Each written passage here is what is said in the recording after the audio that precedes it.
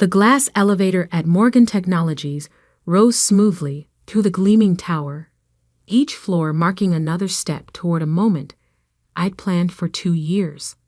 I adjusted my simple gray blazer, purchased from a department store, nothing like the designer suits surrounding me in this corporate cathedral of steel and glass. Going up, a man in an impeccable navy suit stepped in, barely glancing at me. I nodded, letting him assume I was just another low-level employee. If he only knew. My phone buzzed, another text from Marcus, my brother. "Where are you? Remember what we discussed. Stay in the back. Don't draw attention. This is my night." I didn't respond. Instead, I watched the floor numbers climb. 38, 39, 40. The top floor boardroom awaited, where Morgan Technologies would be announcing their new senior vice president of operations. My brother Marcus, the golden child, was about to receive the promotion he'd been bragging about for weeks. Growing up, Marcus had always been our parents' pride and joy. While I'd buried myself in business books and studied late into the night, he charmed his way through life with an easy smile and calculated charisma. "Why can't you be more like your brother?" became the soundtrack of my childhood. When I got accepted to business school, Marcus told everyone I was hiding in academia, while he was making real moves in the corporate world. When I completed my MBA, he dismissed it as just paper compared to his real-world experience. The elevator dinged at the 45th floor. As I stepped out, memories of last month's family dinner surfaced. Sarah's still playing at being a professor, Marcus had announced, cutting into his steak. While I'm about to become the youngest SVP in Morgan Technologies history. Mom beamed at him. "We're so proud of you, sweetheart." Some people, she glanced my way, just aren't cut out for the corporate world. Dad nodded sagely. Academic life suits Sarah. Safe, predictable. Not everyone can handle the pressure of real business. I'd said nothing, just smiled and ate my dinner. Let them think what they wanted. They had no idea that while I was hiding in academia, I'd been building something much bigger.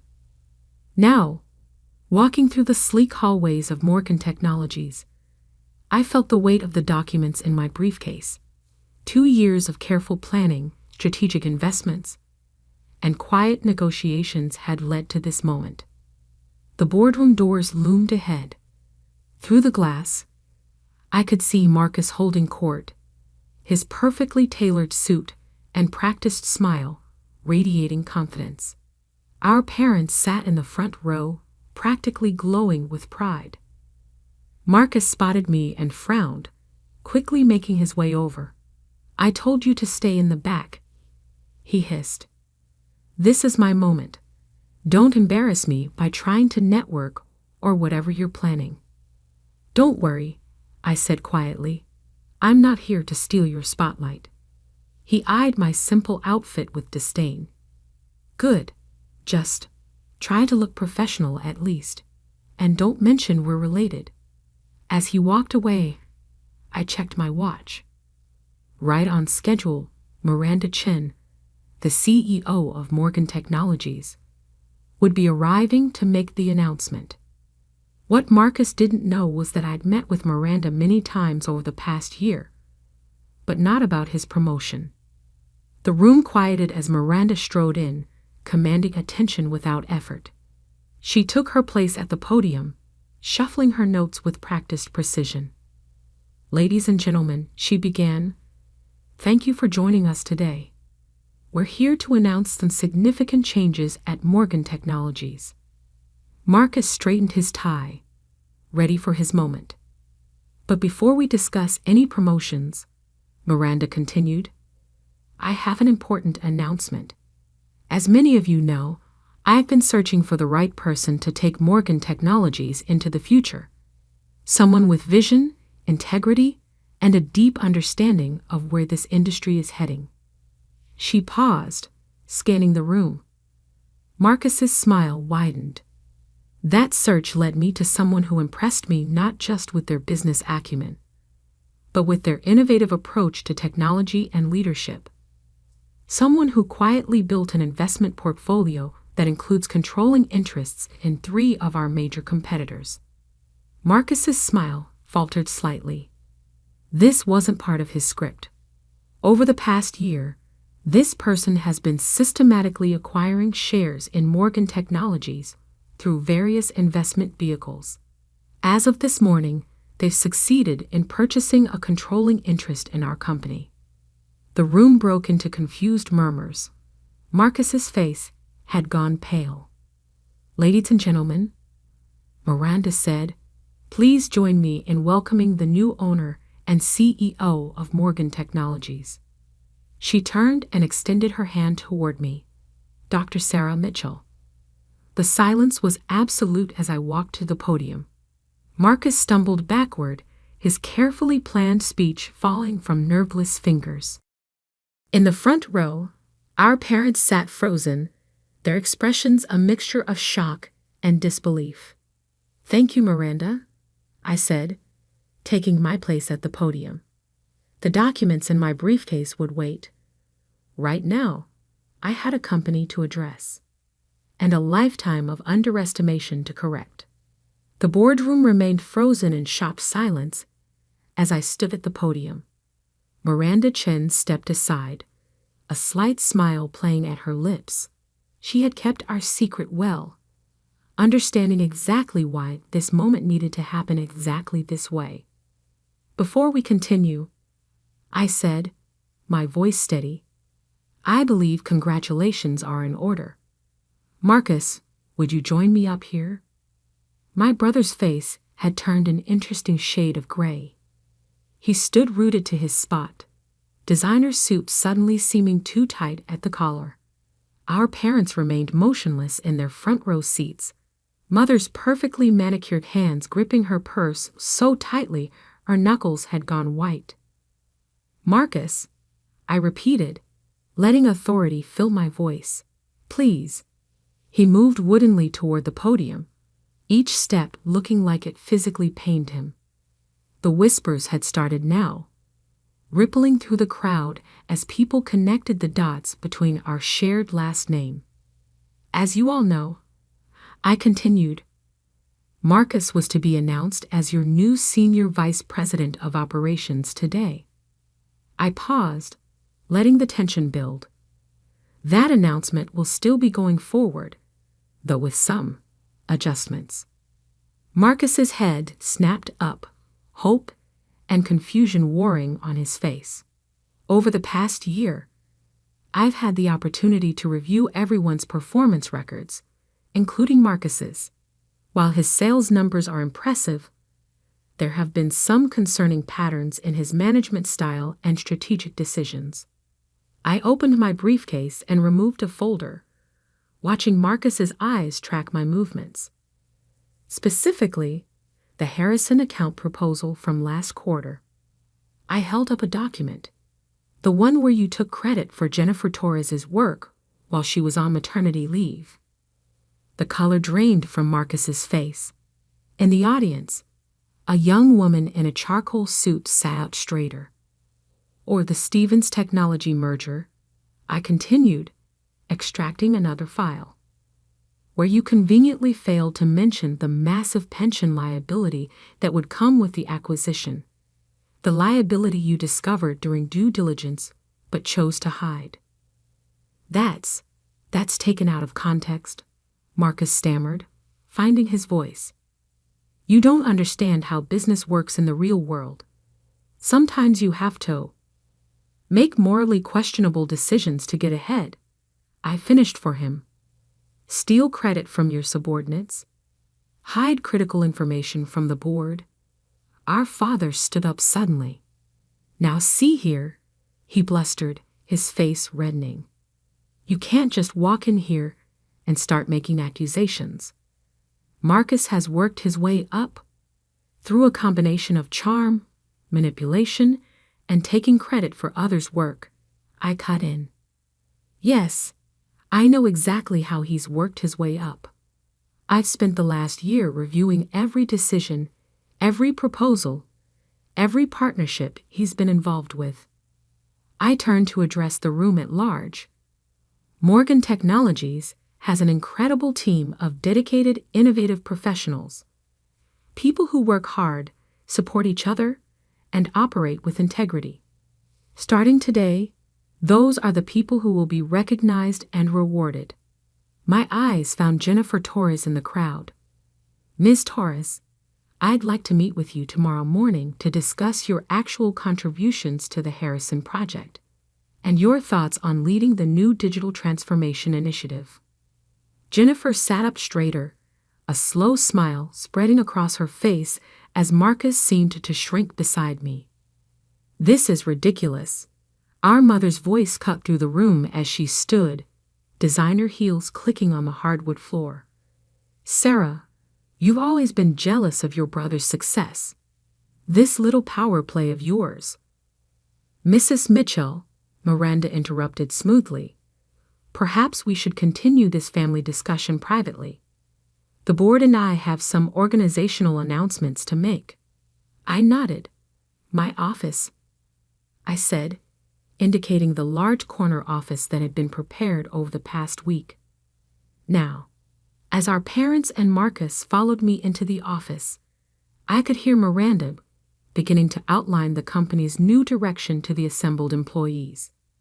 The heavy door clicked shut behind us, muffling the sound. Have you lost your mind? Marcus exploded the moment we were alone. You can't just walk in here and... I can and I did. I replied calmly, taking my seat behind the desk. I own 51% of Morgan Technologies now. Every decision, every promotion, every strategic move goes through me. How? Our father demanded. Where did you get that kind of money?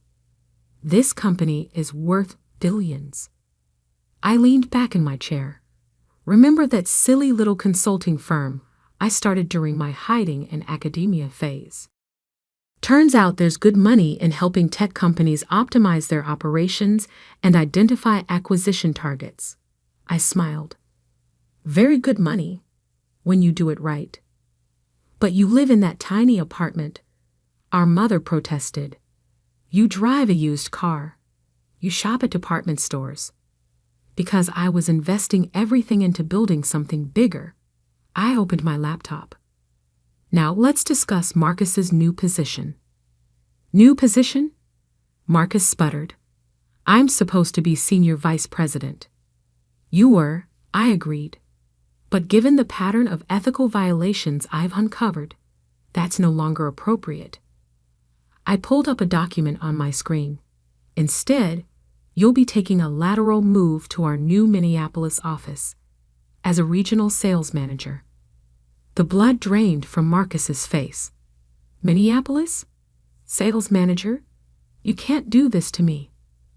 Minneapolis is lovely this time of year, I said mildly. Though I hear the winters are quite cold, you might want to invest in a good coat. Department stores have some excellent options. Our father slammed his hand on my desk. This is outrageous. We'll fight this. The board won't stand for. The board, I cut in, has already approved all personnel changes. They've known about this transition for weeks. Only the three of you were kept in the dark. I stood up, straightening my simple blazer. You have until the end of the day to clear out your office, Marcus. Your flight to Minneapolis leaves tomorrow morning. First class, of course. I'm not completely heartless. And if I refuse? Marcus challenged, though his voice shook slightly. Then you can explain to potential employers why you were terminated for ethical violations. Your choice. I checked my watch. Now, if you'll excuse me, I have a company to run. As they filed out of my office, shoulders slumped in defeat, I caught a glimpse of my reflection in the window. The simple gray blazer didn't look so plain anymore. It looked exactly like what it was, the outfit of someone who had worked for everything she had, who had earned every step up the ladder. But my day wasn't done yet. Not even close. Because what my family didn't know was that Morgan Technologies was just the beginning. The real changes, the ones that would reshape not just our family dynamic, but the entire industry, were still to come. I picked up my phone and dialed a familiar number. "Everything's in place," I said when the line connected. Time for Phase 2. 3 months after taking control of Morgan Technologies, I sat in my office reviewing quarterly reports. The Minneapolis weather update on my screen showed heavy snow. I wondered if Marcus had bought that winter coat yet. A soft knock on my door interrupted my thoughts. "Come in," I called, already knowing who it would be. Jennifer Torres entered, carrying a tablet and looking considerably more confident than she had 3 months ago. As the new head of digital transformation, she'd already implemented changes that had increased efficiency by 30%. "The Stevens technology audit is complete," she reported, taking a seat. "You were right about the pension liability being just the tip of the iceberg. We've uncovered at least a dozen other issues Marcus tried to hide." I nodded, unsurprised. "Send me the full report. And Jennifer, good work." She smiled, the smile of someone who was finally being recognized for their talents. "There's something else. Your parents are in the lobby." I glanced at my calendar, though I already knew it was empty. "Send them up." While waiting, I opened my desk drawer and removed a thick manila envelope. Inside were documents I'd been preparing for weeks, ever since Phase 2 had begun. My parents entered without knocking. Mom looked thinner, her designer outfit from last season showing signs of wear. Dad's golf tan had faded, and his shoulders stooped slightly. "Sarah," Mom started, her voice carrying forced brightness, "we've been trying to reach you." "I've been busy," I replied coolly. "Running a company takes considerable time. Please sit." They settled into the chairs across from my desk, looking uncomfortable. The silence stretched. "It's about Marcus," Dad finally said. "He's struggling in Minneapolis. His performance reports reflect that." I agreed. "His sales numbers are well below target. He's not used to the cold," Mom interjected quickly. "And that tiny apartment. Nothing like his condo here. Couldn't you find something closer? Maybe a position in the Chicago office?" I leaned back in my chair. "Has Marcus mentioned why his numbers are down?" They exchanged glances. Dad cleared his throat. "He says the clients there are different, more demanding." "They're not different," I said. "They just expect actual results, not empty promises and stolen ideas. Marcus can't coast on charm there because I specifically instructed the regional director to verify all his work." That's harassment," Dad sputtered. "That's accountability," I corrected, something Marcus has never had to face before. I opened the manila envelope. "Which brings me to why I've been trying to reach you both as well." Their eyes fixed on the documents I spread across my desk. Property records, bank statements, investment portfolios. When I was reviewing Marcus's financial records, I found some interesting transactions. I continued. "Large transfers from your accounts to his, dating back 5 years. Money that came from mortgaging your house. Twice." Mom's hand flew to her throat. Dad's face paled. "He said it was for investments," Mom whispered. "Special opportunities." "He lost it all," I said quietly. "High-risk trades, failed startups, gambling. The second mortgage payment is due next week. You can't cover it, can you?" Dad's shoulders slumped completely. We We were hoping that I would bail you out, I finished. Like you bailed him out, over and over, while telling me I didn't understand real business. Tears welled in Mom's eyes. Sarah, please. We'll lose the house. I pulled out another document. This is a proposal.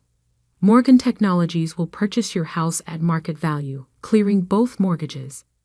You can continue living there, paying rent at 30% below market rate.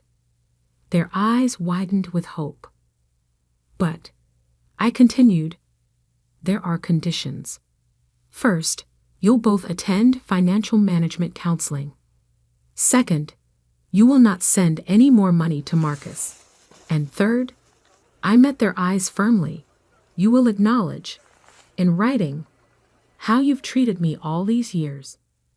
That's blackmail, Dad protested weakly. That's accountability, I repeated. Something this family desperately needs.